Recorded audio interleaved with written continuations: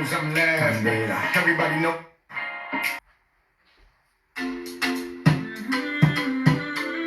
I'm on that good.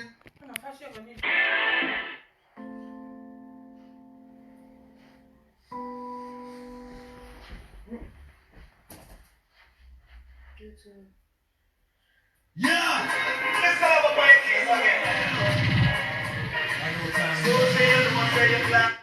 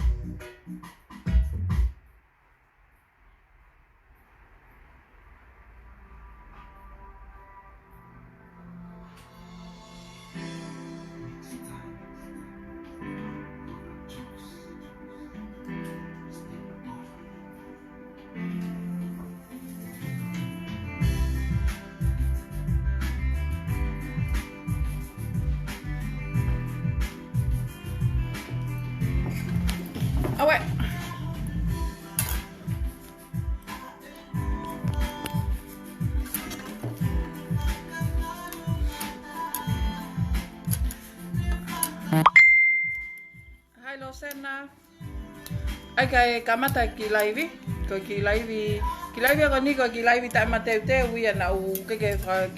te ke fai ha ki laivi kana u hu mai pe ko pe ke hu mai pe o laivi kai Oscar ka to khoko atwe ai ki fatogia ko ki ahoni ko ki mo ko pa kamata laivi o ku hangola au tau lak famalo ia mau pe ko tawa o mau mo ui o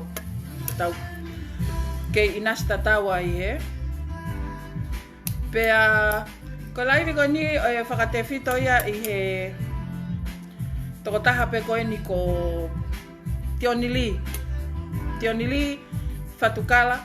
pea ko no hingoa e taha ko Taupili Fatukala ko laivi ko ni ko whaampe te mosia te kune poloka o kai kato ai ke nia pe ko haha ko whenga pe nia ki he mea koe o ku whenga mai ko ki ai koe a Tionili Tionili harass mai aki au e lai taha he Facebooka kau harass iat pe e au mo koe ke ta whetakai pe ko hai e taua e uraki osiono me a harass ki tua koe oua na ke whakakaukau koe ia o ku hange koe ha o kai pulu ho o koe aho ko o hake mautolu aho ko o hake mautolu o hake pe au kia toko lahi kulupu nau whalongolongo pe nau whalongolongo pe winga he ku toko e ni iho nau ilo ku iai mea hoko ko atamai o kai ni iho nau pe he tuna ipi o tari pe ke toki ngau e ange ai kakai kona pe alo kai la maka nau tolu pe nau tolu ka ko au o ku kofiwa no puke o kuntu pa ko fe mau pe ke tatau aki harass ya tau ape ki ngata anga tatau aki harass tange ki he koloria sai ko fe fa mahina peni ki aki moutolu ko ku kei mui ko ki he toko taha atamai i trucks ko ni ko Tionili Fatukala ko whakamaloat ke toko noafe ko niko ngako kai ko mu alu mahalo pe ko kamata ke hau e mama ka mu tolu ke mo whakatonga i whakalelei ai whewhine ko niu gai me ai koko kono atamai pa toi whakamaloat ki he toko wha ko na au ki ai mo e polisi mo e security mo e sotia mo nau tolu ko na alu ko ki ai whamaloat ko ngako mu alu o tariangi ki he toko taha ko ni ke whai e whenga ko na ki ho mo ngahi refund ko ia ko ku popo o fatu pe ni ke talat ke hau ke Tionili o falaiat ke ko mo e foto nga u e ko ku ke fai pe he foki ki ho kau mui ki ho kau mui ang nau tol ko nau teke mui ko ko whakau ko ki ai ko kakai ko vita o ku nengo tau tuka ki a Tionili ka ko to sio ko ta fa ke taha ko kakai teke mui ko nau tolu au tom ke tau tuku aki o nge ko ni ko seti tatu one toa ko toko taha ko ni o ko ne le tio i New Zealand pe to tonu pe ke no forma pe seti ta ye ne le tio a ana ka ku ha o ne omi ne palopalema anaia mo ne palopalema he patoa ha uia o hoka Tionili ke iwe sia kotoa ai mo ukongalahi ai u family tonga i New Zealand ko ai nengo ko tu ta mini ko o ma fe fia ko he sio ka Tionili e ko mahina si tunga frata mai Tionili ko tu e ko ni ko hoka tene harasia ko ka te ke mui pa o fa pe ke mo share tu ni ga o ko ke toka ngawe khata ha kon ko talat ka mo tolu o gai ho totonu ke lea pa gai mo totonu ke lea o kai te ke poto pe koe mo ma ho se niti pe ma ho mea pe tapu ke maulea ma to ta e poto ta e ose ako mo ta e ma ko ha mau me ako i phone one no ta ta ko toa o gai le o kau masiva mo kau ta e ako o gai mo le o o pa mo fu ke mo lea pa mo fu ke maulea ko ai ko fia whakahaka ten kak mautolu ko lahi nga ko teke mui ko ki foi kulupu kakai ko ni Ai ko kawai a seti. Pa ko kole ka mo tol ko tape e viu e kulaivi. Ka ku kai pe ke sa ia he kulaivi. Ona so hifa ku ke hanga mai ko o riek mata whakapupula mai. He te hua tata aki atu koe ko hanonga whakapupula mai. Ka ku ke ita, tamtei ho telefoni, ma wahe ko ke tawhaki alwhaha o ngā ue o nga. Ona inof ko ke whakaita no ia mai ko kau hina ke kau kai au hapaanga. Pane ke hamba ke hago whawhanga mai au. Ka paule wa ku ke o ngoi ka koe o ku ke fisisi ia pe ku ke whawhaliri a mai he kulaivi atu. Tamtei ko telefoni kai pa ke scroll ko kulaivi a ke alu ia. Ko atunga pe koe, pae ko kulaivi a koe ke mamahe ke tawhaki. Ka ke hu mai koe. Ka ke hu ma o te hu ma ko mat whapupula mai. He tuko e ke tawhaki kau inbox ata o taaki koe. Ko mea koe hoki ai ke kau huko o siofa pupula mai. Tupe kulaivi a koe ke alu. He ko kulaivi a koe mea toton, mo mea mo oni. Ko ia ko whatokanga ka ki mautolu ko whahuha ke o whakapupula mai. Langa ko punau ko fufo isea hinehina whakapupula kai mo olo fufo ipo hinehina ke maa mo ngila. Pakitok alfa pupula takai holo ke laivi e kakai. Ko iai. No kuleat ko ni kak mautolu ko kau teke mui. Tau toki sio ko lahi nga kau teke mui. Ko kakai poto. Kakai kuo poto. Pea kuo lele e nau ngahi mea inu silani. Ta ngari kuo mo wau ke tuunga poto. Pa mo toi ki whakaukawange. Pea mo topi whai e whai ngawe kovi ko ni. Mo sio e lava ruin ya e whamiri toho lahi. Pea hange ko mo tangutuo. Lai vi whakakulupu hake o whakakatakata aki. Ka paule wakaha o palopalema ki hatoko taha. Ko e hae mea o koe te ke lea nga tono e peke toko taha koia. Palopalema pe me toko taha koia. Te whatata ak pea se tita atui one toa. Ka paule wako ke palopalema se tita atui one toa moe patoa. Lea hanga tono ke patoa. O koe ke lea ko ni ko patoa. O koe ke patoa au. Pau te ke hua tong tupe. Ka koksio pe ni mei tu a au. O te agi os e guakoa. Ka paule wako ke palopalema ko se tita atui one toa moe patoa. Lea hanga toa ke patoa. Mo whetakai mo toluai. Ko o mea ako hoka. O ke no foko hoka ationiri o ku mea ko no atamai ke hauya o mata kakai pa ko fu uesia ko ni o ku faia e tioniri ki aki mau tolu ka toa mo mau takta family kai fa ala ua ya pa ko fa malo ke sini I ka taki kulupu o na fa longolongo ka ko he ka te mapuni au ko talat ka ko ta tau pe ka te ke mui au ke tionli fa ka ka te mapuni au laka harass mai ko te harass ata we ko pea ko hange ko ni ke ko plea la pena ko ke ka popo ka te ke mui ko fe ia le ma motolo ane po he si fakata ko na uki ho mo taki ko ka refund ko fe ia le ma motolo ko hane ke mo asia ke ai o popo I mo popo I ene ngawe ko ni o ku fai ko iai ko fe fa mai na tupe se tita tu ano toa na ke hu mai he kukulupuri fituni manoa ori mai ai na ke kau peheri o si pe alu va ko tangu te tafaki fakanga I mai kakai kakai he oho takai heriri alu teke kakai ke na wo fai ngawe kovi ke we sa kai ngata pe we se kakai ko o mo ke mo tolu mo va kovi to pi ke ngata mo ma tolu ko ni na ka ya hatau me hatau ko ngata to ke tau ke ai na ke ri mo ko he ku fituni manoa Pena ke ilo lelei pe tatala noa na ke ri ko ya o ave se ni tike to ta ko na invite mai ko pe au foto tu ko kulupo tala to ta ko te ke alu o kifki ai pena os ave pe to ta ko ya ke ta ko ya pone alu fo kulupo ko kamata ga luki la loko ke tohi mai ko ka ke atu refund ni ko ka wanga ho atamai ho tala ko ke poto na ke omi ho se ni tika te ho fitni manoa ka ke eke mai Hofo te tohi pena ka sio pona utari anga tono ka ko hai na ave ka seniti alo tohi ke to ta ko ya mo account ko ya ke to me ho senti ko ke ka seniti ko hen osko ya tu le ba ko alu palpale ma mo me mo tol ke ha ko o hoka to ta ko ni mo ki kulupu mo na tol pe na ke ka no hoka te only pe tai me na ton ke mo alu ai ko tai me na ton ke mo alu tai mi na ton ke mo al kai ko tai mi ko na ton ke mo al kai mo alu kia tion ni ke mo fataha mo sio ai o solo pa po ha mo mea ka ko osko mea si ale fe fineo totongi holo totongi mo sotia mo polisi mo security o nusila o atu ke fataha ke mo as mo tolu ya fai pe ko mea ko tawi ko ka tui pulo hu pulo ta kai holo hupulo takai holo os ka pato tango tu faka mani mai ko ne fureti o hange ko fukuini ko na ka ke hu hariri kono moni tau feinga ko tope ko ga na ke fale ma ta hai mo pa anga ke fale ma ta ne tu mari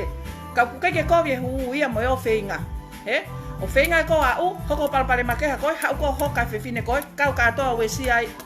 u family ke na ke ka ko me ko ya ko le hanga to no atu mo o famai ka mo matu atu areba mo so ifo mo kalas matu atu a ta fenga ke matu atu mo atamai pa mo to mo feunga mo tuunga fakako mo ngai tuunga ko na mo tu aki ko inga ko e ku ma ko pong ini to dai minia ko si ofa get ko si mata ofa get only o faka off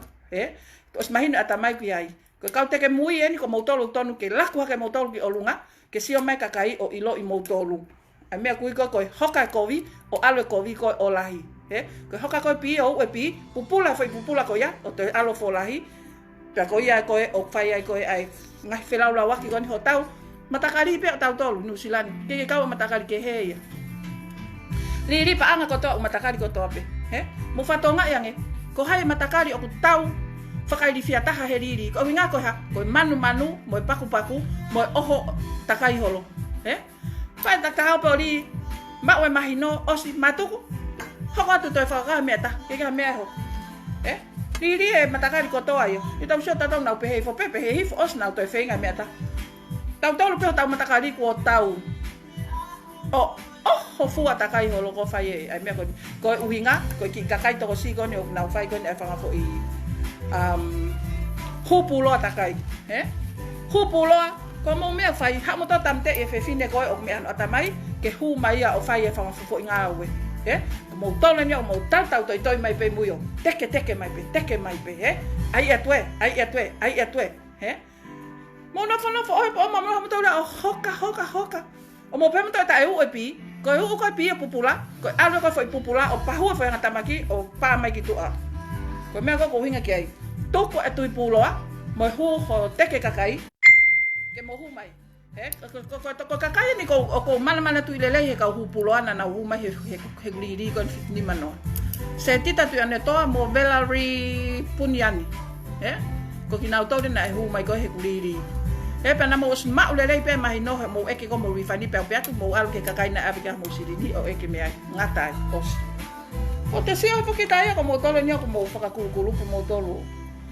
fai hono hoka ko ya tioni li ko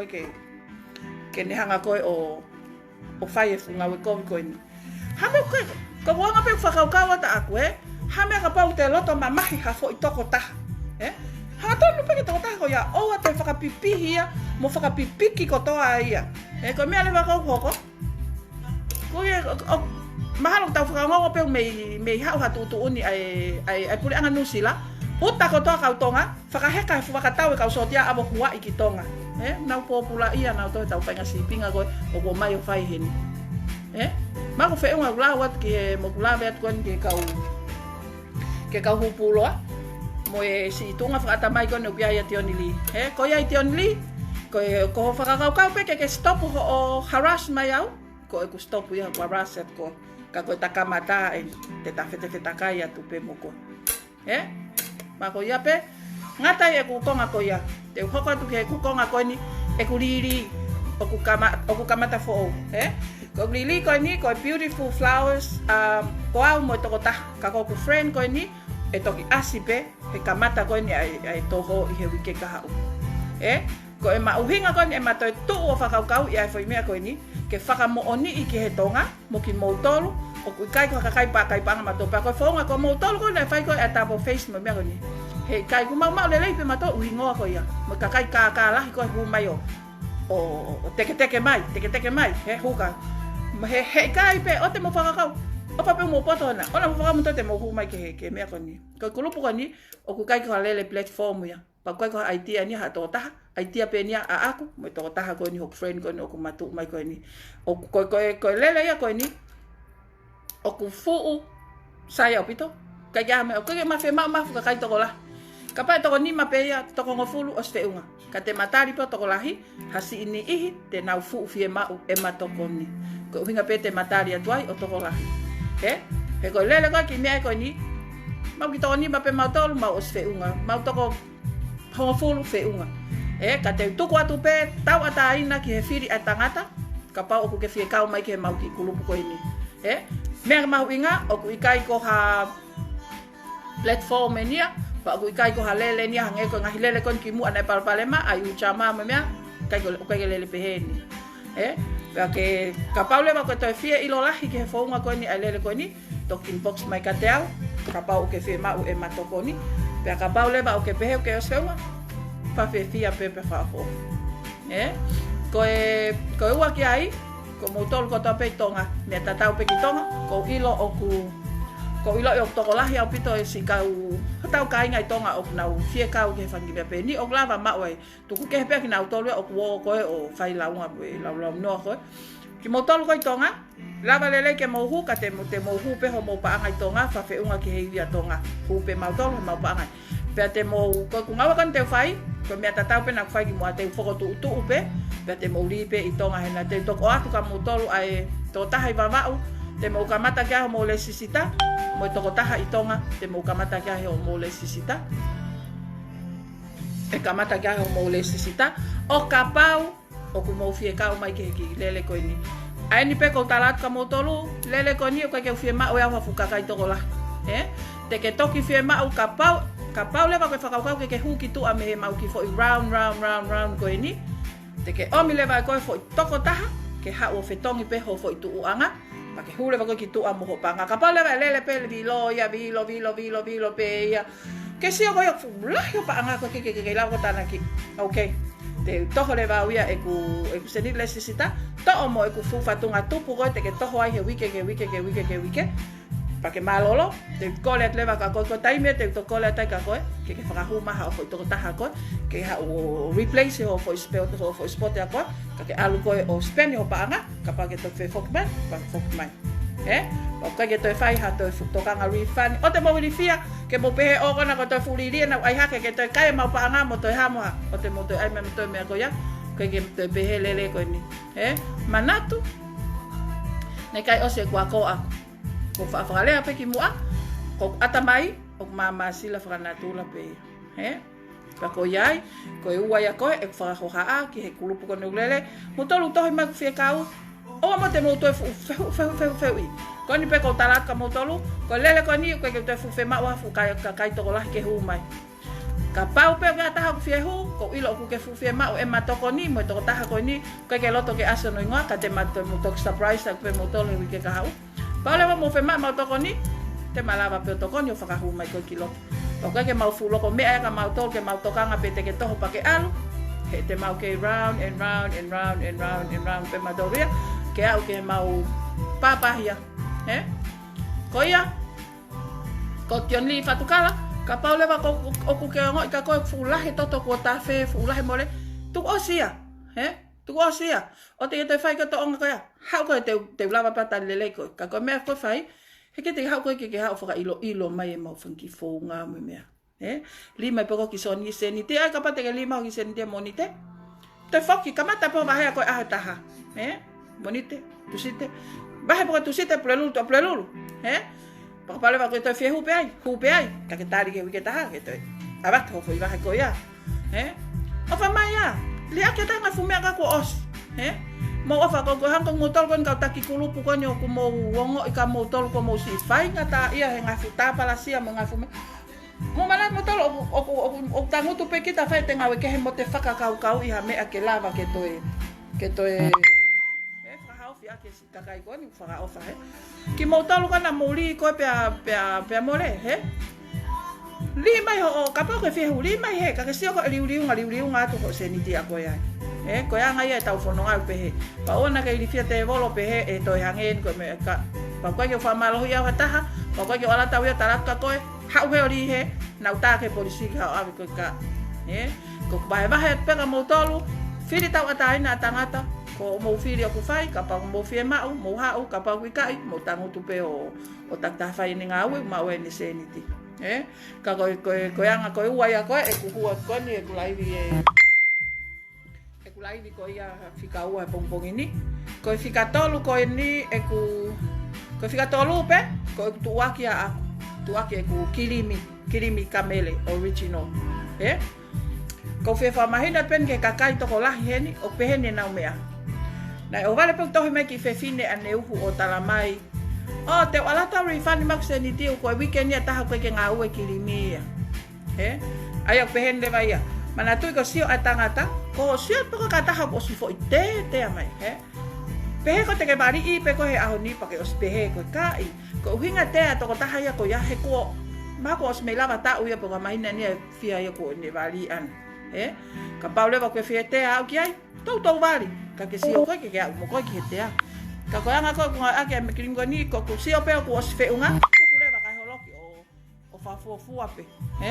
Ko to taha ko ni ko fa mo mola ka ko.